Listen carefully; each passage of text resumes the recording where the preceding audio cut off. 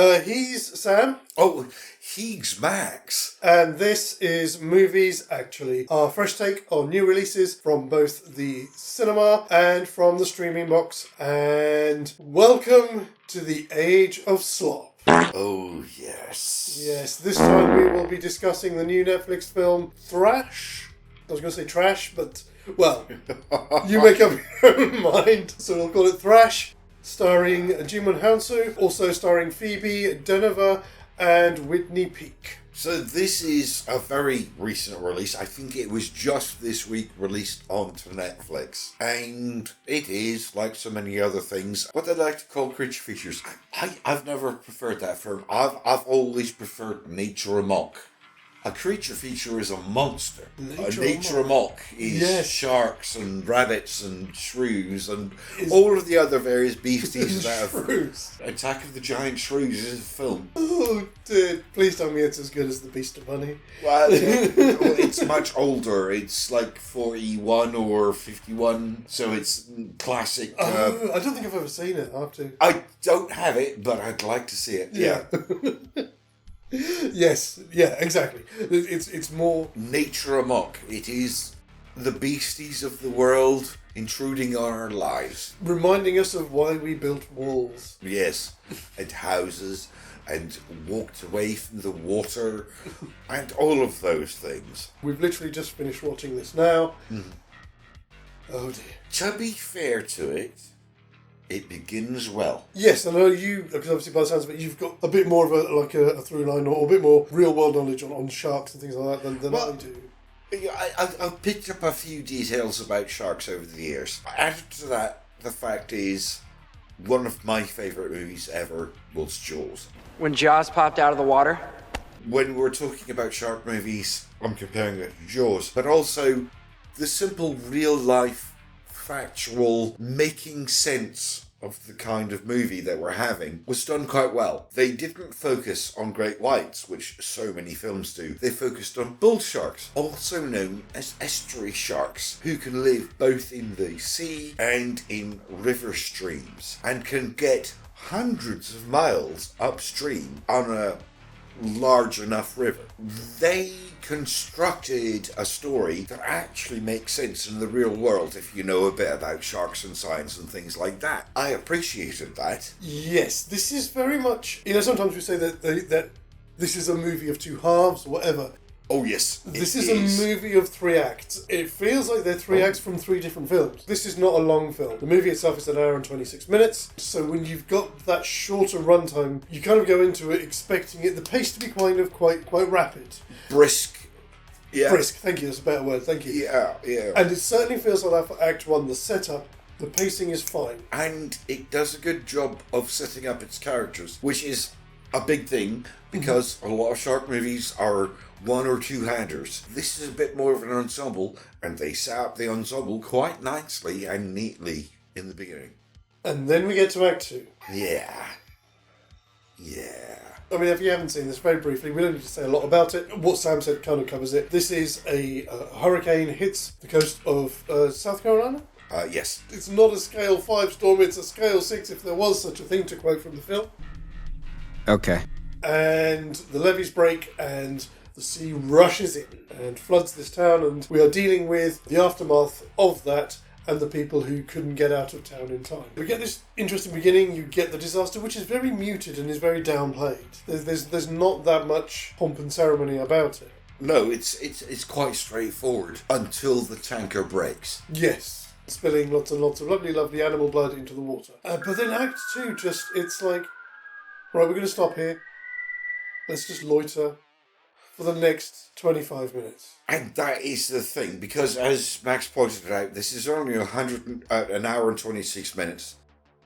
It felt longer. I felt like we were watching an hour 50, I think an hour, maybe even 2 hours. There was a brisk progression. Everything moved forward quite nicely. Time was split up amongst different groups quite nicely. And then suddenly it all just stopped.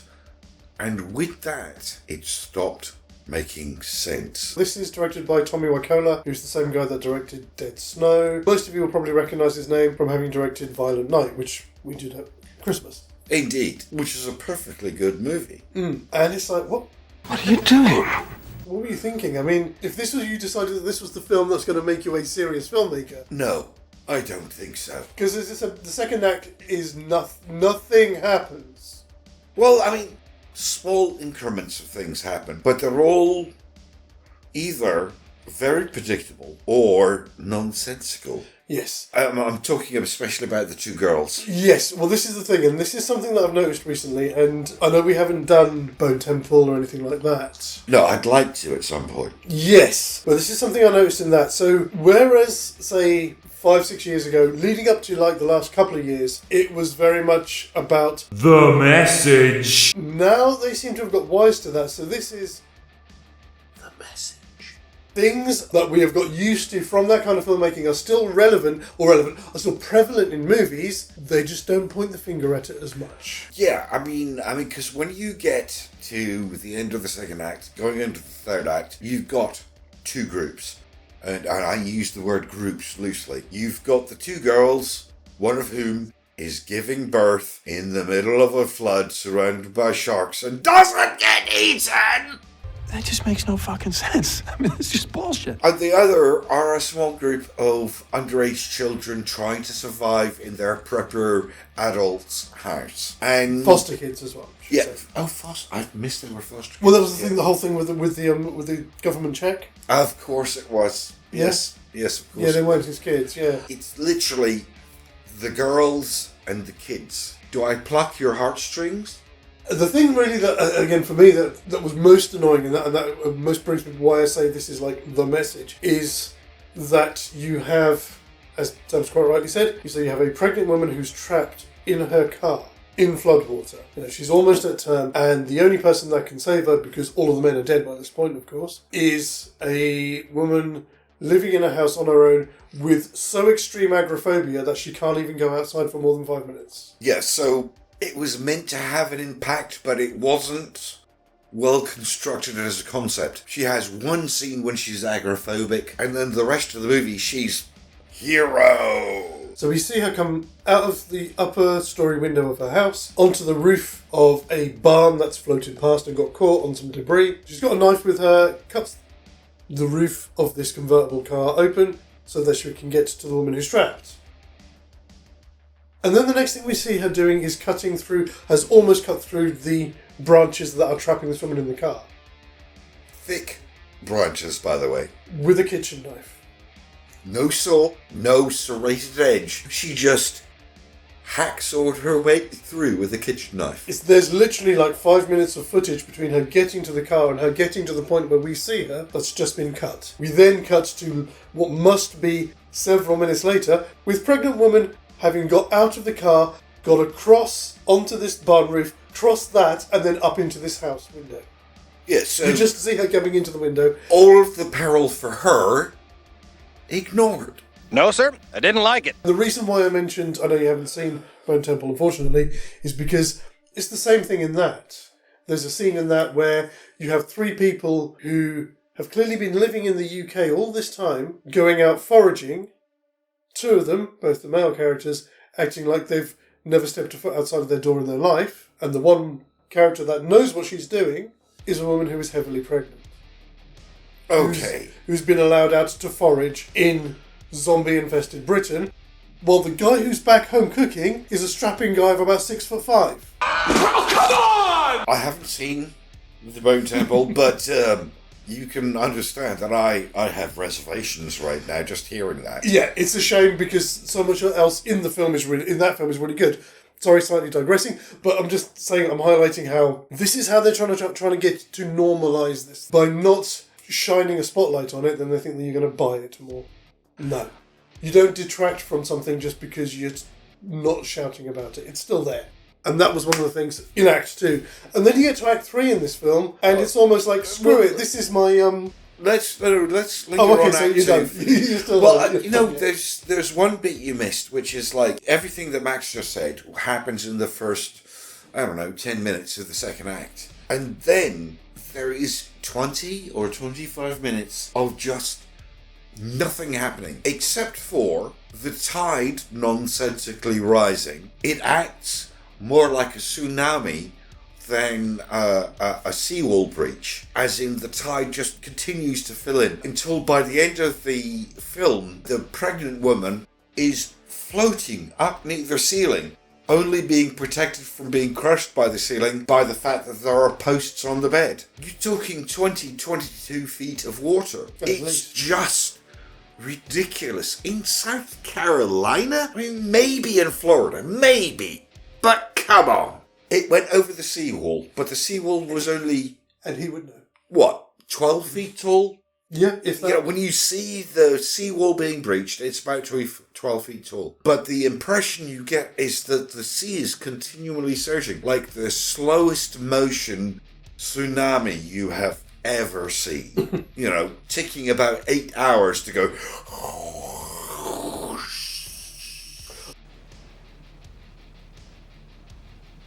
Right. Oh, and then there's characters who were quite clearly dead, suddenly coming back from the dead.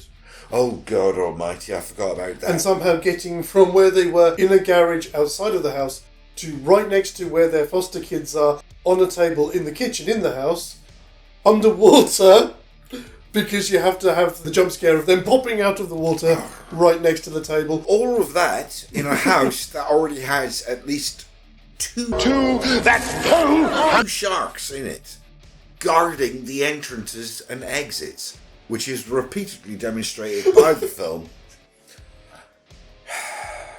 So as you can see, and we haven't really even got into the third act here. No.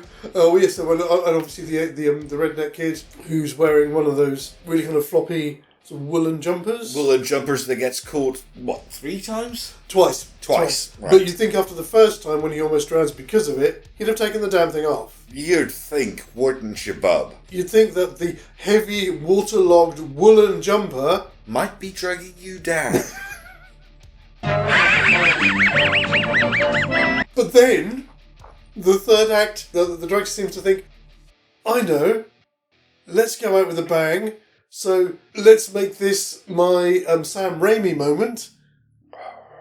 We'll throw in some stupid lines that are in an attempt to make some sound bites that aren't going to work, and it's just all over like that. Well, it's not just all over like that. I'm sorry. But the pace does pick up. Oh, the pace does pick up. The pace is but suddenly completely out of context. It stops making any kind of sense. Pregnant lady gets washed out into the storm, surrounded by sharks, giving birth, therefore bleeding into the water. No, sorry. I'm going to stop him there for 1 second. She doesn't get washed out. The house that she's in starts to collapse. So this heavily pregnant woman who cannot stand up because she's about to give birth then swims through a house as it is breaking apart, underwater, up and surfaces, and then gives birth in the middle of the flood, surrounded by the blood of her own birth. Yet somehow the sharks just circle on the outside. What the fuck? And then one of the kids discovers dynamite. And things start going bangy, bangy, bangy, bangy, baby, bangy, bangy, bangy. What the hell is happening here? I didn't mind the fact that he grabbed the thing and because they didn't know what was in the case and it turned out to be dynamite. No, that makes sense. That makes sense. The bit that I loved is the fact that the baby goes pop out of her. Yeah, this is she cuts the cord underwater. It wasn't even that. It was. Yeah. So this is the child that's been living in the womb that has not ever breathed air before, but has the buoyancy somehow to float straight to the top. Oh yeah. She doesn't go straight away. Where's my baby? It just goes up to the surface. Like a swimming float. Yeah. Literally. It's like, what? Xadrum is more than just curious content on YouTube. We're also a small publishing house, with books covering a range of genres from 1940s pulp adventure to children's novels, and even a touch of the macabre for those who like their literature on the dark side. Our titles are available in both paperback and ebook formats. Ebooks are available on Amazon, but physical copies can only be bought exclusively through our website at xadrum.com. Jeff's got enough cash as it is, so why not help us little guys grow and thrive? Links can be found in our banner and in the description to all of our videos, and we look forward to helping you indulge your itch for escapism. So, So what can I say about this movie? I think we've said enough. It starts out well enough, and in its core concept, it doesn't have too many problems, even though I will accuse it of being a copy of Crawl from 2.5 years ago, which is the same story with alligators, basically. But that was done cleverly, the tension was elevated at all times, and you didn't feel like anybody was breaking the laws of the universe to tell the story. Unlike this, the universe, storytelling, none of those matter in this situation. Nobody cares. It is like somebody's gone, well, let's take Crawl, and let's take Sharknado. Oh, yeah. And let's bolt those together and see what we can get. Rub it really hard and see if it heats up. I've not had a chance to check like how this is doing, because it's a streaming release. It's not going to have the same kind of like box office numbers as you would do with the cinema release. But as far as I can see, this is trending on the same as things like Project Hail Mary. Which is ridiculous. Yeah, and the Super Mario Galaxy movie and things like this. I guess we're all bored this month, aren't we? Really, really bored. So, I don't know about you. I suppose if I have to give it something, I'm going to give it 1. I'm going to give it 1 because I suppose I have to give it something. No, I'm annoyed. I'm annoyed that I wasted time on this. It's 2 thumbs down. Suck it up, bitches. Oh dear. But in the words of Top Dollar, I will say this. You have put a smile on my face.